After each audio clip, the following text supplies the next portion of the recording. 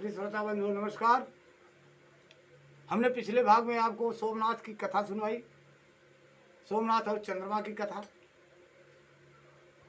आज तो सौडरदानी बाबा भोलेनाथ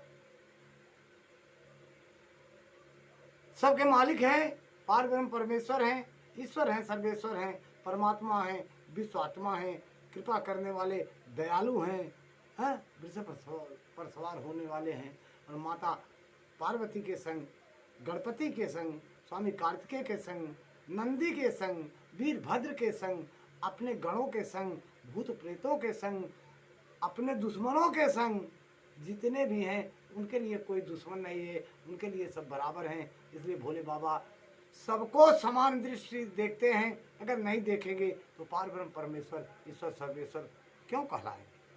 प्रिय श्रोता बंधु, मैंने आपको कथा सुना, पहला ज्योतिर्लिंग था सोमनाथ। अब हम आपको दूसरे ज्योतिर्लिंग के बारे में सुनाने जा रहे हैं। ध्यान से सुनिए और अपने जीवन को धन्य बनाइए। प्रिय श्रोता बंधु, मल्लिकार्जुन के बारे में हम आपको बताने जा रहे हैं। अब मैं मल्लिकार्जुन के प्रादुर्भाव का प्रसंग सुनाता हूँ, जिसे सुनकर बुद्धिमान पुरुष सब पापों से मुक्त हो जाता है।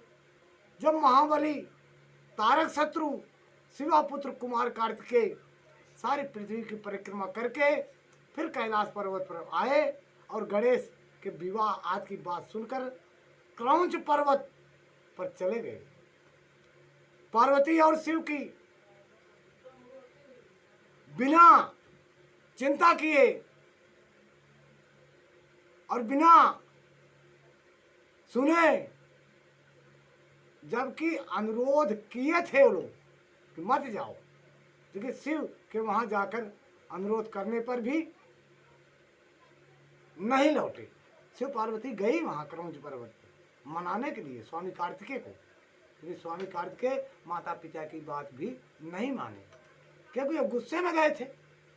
गणेश जी का विवाह हो गया था और इनको पता ही नहीं था, क्योंकि उस समय कुछ बातें ऐसी थी जो पृथ्वी की परिक्रमा कर लेगा उसका विवाह, यानी वो सर्व देव माना जाएगा, सबसे बड़ा देवता माना जाएगा। लेकिन वो पृथ्वी की परिक्रमा करते ही रहे। तभी तक गणेश जी परिक्रमा अपने मूस की सवारी पर करके हो गए, उनका विवाह भी हो गया।